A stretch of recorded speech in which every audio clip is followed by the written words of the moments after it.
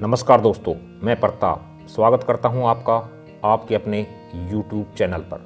दोस्तों, आज मैं आपके लिए बृहस्पतिवार की व्रत कथा लाया हूं। तो आइए सुनते हैं। प्राचीन समय की बात है।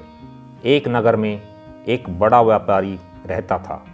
वह जहाज़ों में माल लदवाकर दूसरे देशों में भेजा करता था। वह जिस प्रकार अधिक धन कमाता था उसी प्रकार जी खोलकर दान भी करता था, परंतु उसकी पत्नी अत्यंत कंजूस थी। वह किसी को भी एक दमड़ी भी नहीं देने देती थी।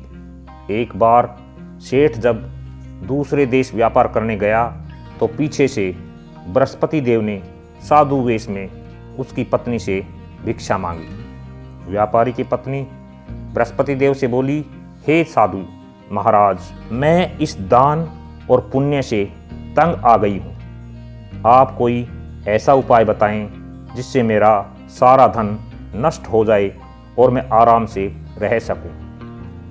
मैं यह धन लुटता हुआ नहीं देख सकती। बृहस्पति देव ने कहा, हे देवी, तुम बड़ी विचित्र हो।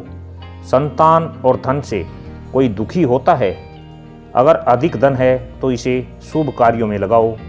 कुंवारी कन्याओं का विवाह कराओ, विद्यालय और बाग बगीचों का निर्माण कराओ।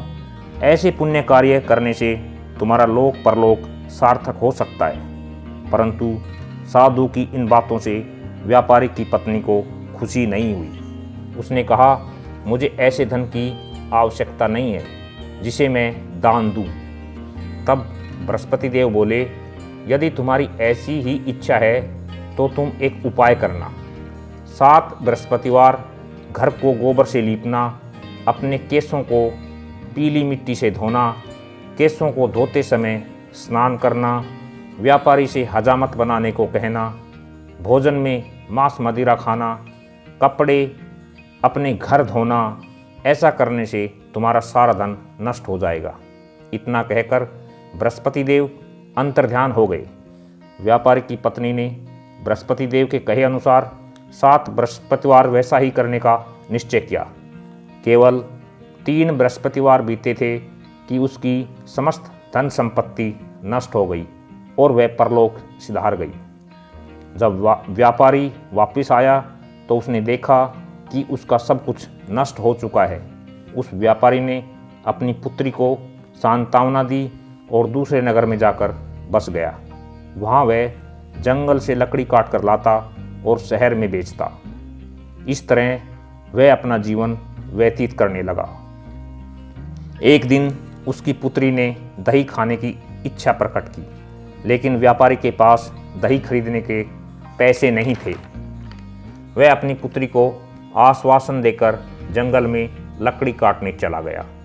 वहाँ एक वृक्ष के नीचे बैठ अपनी पूर्व दशा पर विचार कर रोने लगा। उस दिन बृहस्पतिवार था। तभी वहाँ बृहस्पति देव साधु के रूप में सेठ जी के पास आए और बोले, हे मनुष्य, तू इस जंगल में किस चिंता में बैठा है? तब व्यापारी बोला, हे महाराज, आप सब कुछ जानते हैं। इतना कहकर व्यापारी अपनी कहानी सुनाकर रो पड़ा। बृहस्पति देव बोले, देखो बेटा, तुम्हारी पत्नी ने बृहस्पति देव का अपमान किया था, इसी कारण तुम्हारा यह हाल हुआ है। लेकिन अब तुम किसी प्रकार की चिंता मत करो। तुम गुरुवार के दिन बृहस्पति देव का पाठ करो। 2 पैसे के चने और गुड़ को लेकर जल के लोटे में शक्कर डालकर वे अमृत और प्रसाद अपने परिवार के सदस्यों और कथा सुनने वालों में बांट दो। स्वयं भी प्रसाद और चरणामृत लो। भगवान तुम्हारा अवश्य कल्याण करेंगे। साधु की बात सुनकर व्यापारी बोला, महाराज, मुझे तो इतना भी नहीं बचता कि मैं अपनी पुत्री को दही लाकर दे सकूं। इस पर साधु जी बोले, तुम लकड़ियां शहर में बेचने जाना। तुम्हें लकड़ियों के दाम पहले से 4 गुने मिलेंगे, जिससे तुम्हारे सारे कार्य सिद्ध हो जाएंगे। उसने लकड़ियां काटी और शहर में बेचने के लिए चल पड़ा।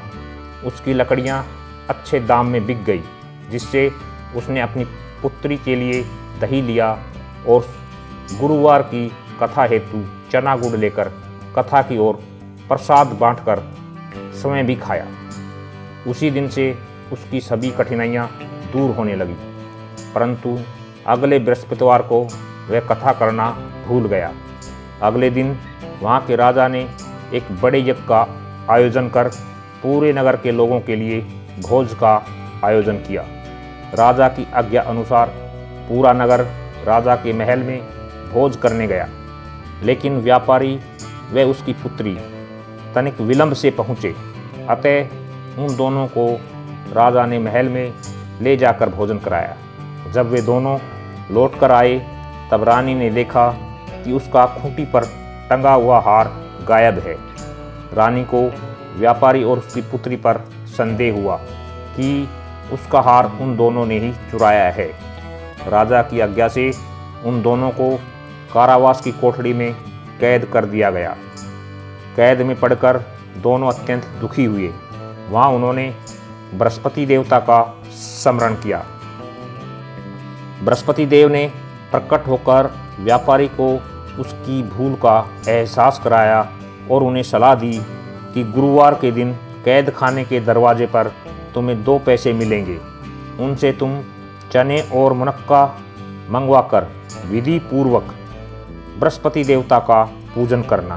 तुम्हारे सब दुख दूर हो जाएंगे। बृहस्पतिवार को कैद खाने के द्वार पर उन्हें 2 पैसे मिले। बाहर सड़क पर एक स्त्री जा रही थी। व्यापारी ने उसे बुलाकर गुड़ और चने लाने को कहा। इस पर वह स्त्री बोली, मैं अपनी बहू के लिए गहने लेने जा रही हूँ, मेरे पास समय नहीं है। इतना कहकर वह चली गई। थोड़ी देर बाद वहाँ से एक और स्त्री निकली। व्यापारी ने उसे बुलाकर कहा कि हे बहन, मुझे बृहस्पतिवार की कथा करनी है, तुम मुझे 2 पैसे का गुड़ चना ला दो। बृहस्पति देव का नाम सुनकर वह स्त्री बोली, भाई मैं तुम्हें अभी गुड़ चना ला कर देती हूँ। मेरा इकलौता पुत्र मर गया है, मैं उसके लिए कफन लेने जा रही थी, लेकिन मैं पहले तुम्हारा काम करूँगी, उसके बाद अपने पुत्र के लिए कफन लाऊंगी। वह स्त्री बाजार से व्यापारी के लिए गुड़ चना ले आई और स्वयं भी बृहस्पति देव की कथा सुनी। कथा के समाप्त होने पर वह स्त्री कफन लेकर अपने घर गई।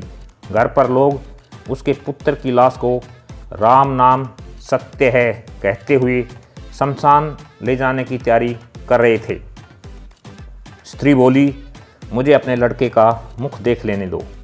अपने पुत्र का मुख देखकर उस स्त्री ने उसके मुंह में प्रसाद और चरणामृत डाला। प्रसाद और चरणामृत के प्रभाव से वह पुनः जीवित हो गया। पहली स्त्री जिसने बृहस्पति देव का निरादर किया था, जब वह अपने पुत्र के विवाह हेतु पुत्र वधू के लिए गहने लेकर लौटी और जैसे ही उसका पुत्र घोड़ी पर बैठकर निकला, वैसे ही घोड़ी ने ऐसी उछाल मारी कि वह घोड़ी से गिरकर मर गया।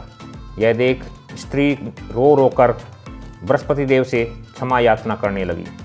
उस स्त्री की याचना से बृहस्पति देव ने साधु वेश में वहाँ पहुंचकर कहा, देवी, तुम्हें अधिक विलाप करने की आवश्यकता नहीं है। यह बृहस्पति देव का अनादर करने के कारण हुआ है। तुम वापिस जाकर मेरे भगत से क्षमा मांगकर कथा सुनो, तब ही तुम्हारी मनोकामना पूर्ण होगी। जेल में जाकर उस स्त्री ने व्यापारी से माफ़ी मांगी और कथा सुनी। कथा के उपरांत वह प्रसाद व चरणामृत लेकर अपने घर वापस गई। घर आकर उसने चरणामृत मरे हुए पुत्र के मुख में डाला। चरणामृत के प्रभाव से उसका पुत्र भी जीवित हो उठा। उसी रात बृहस्पति देव राजा के सपने में आए और बोले, हे राजन, तूने जिस व्यापारी और उसकी पुत्री को जेल में कैद कर रखा है वह बिल्कुल निर्दोष है। तुम्हारी रानी का हार वहीं खूंटी पर टंगा है। दिन निकला तो राजा रानी ने हार खूंटी पर लटका हुआ देखा। राजा ने उस व्यापारी और उसकी पुत्री को रिहा कर दिया और उन्हें आधा राज्य देकर उसकी पुत्री का विवाह उच्च कुल में करवाकर दहेज में हीरे जवाहरात दिए। आज के लिए बस इतना ही। मिलते हैं अपनी एक और नई वीडियो में। अगर ये वीडियो आपको पसंद आए तो आप इसे अपने दोस्तों के साथ शेयर कर सकते हैं। हमसे जुड़े रहने के लिए आप हमारे चैनल को सब्सक्राइब कर लें और बेल आइकॉन को दबा दें ताकि आपको हमारी आने वाली हर वीडियो की जानकारी मिलती रहे। Thank you.